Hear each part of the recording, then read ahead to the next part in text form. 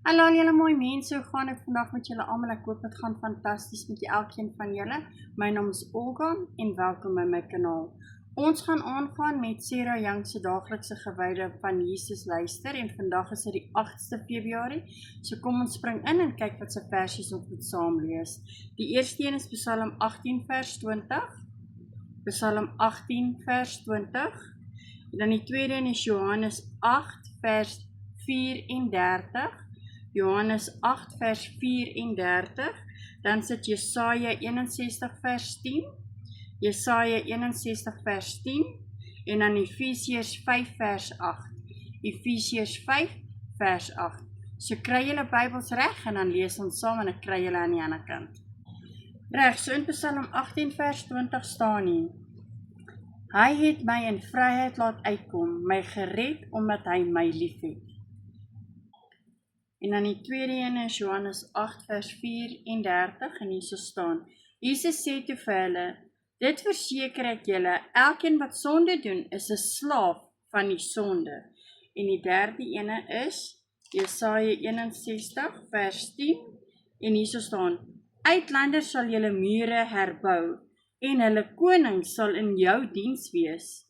Ek het jou in my troon gestraf, maar in my genade ontferm ek my oor jou.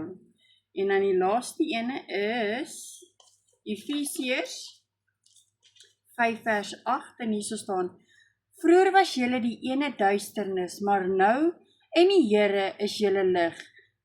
Leef dan as mense van die lig. Dis wat die Bybel vir ons sê. Kom ons lees wat sê die boekie vandag vir ons. Liefdevolle Verlosser, U het my uitgelei in die ruimte. U het my gered omdat U behaag in my gehad het. Ek weet U vreugde oor my is nie omdat ek dit ernsins waardig is nie.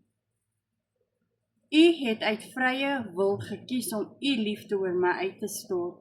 Ek was 'n slaaf van die sonde, maar U het my bevry en my na 'n veilige plek van redding gebring. Aangesien my beste poging nie genoeg was om myself te red nie, het U my verlos en met U volmaakte geregtigheid bedek. Help my om hierdie klere van redding met oorvloedige vreugde te dra, om te leef as 'n kind van die lig, veilig in U stralende geregtigheid. Verlossing is die grootste kosbare geskenk wat ek ooit kon ontvang het, en ek sal nooit ophou om vir U dankbaar te sê nie. Soggens, wanneer ek wakker word, sal ek juig omdat U my deel gemaak het van U koninklike gesin. Voor ek saans gaan slaap, sal ek U loof vir U glorieryke genade. Here, ek wil so leef dat ander kan sien as die bron van oorvloeding ewige lewe. In die regverdige koninklike naam Jesus. Amen. Baie dankie weer eens dat elkeen van julle hier was. Ek waardeer elkeen van julle. Onthou net asseblief julle thumbs up in YouTube. En ja, as julle wil subscribe, druk die knoppie daaronder en stuur dit uit aan al julle mense daar buite. Ek waardeer dit regtig. Julle help regtig my kanaal groei.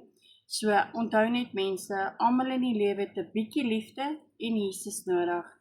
Totsiens, sien julle almal môre.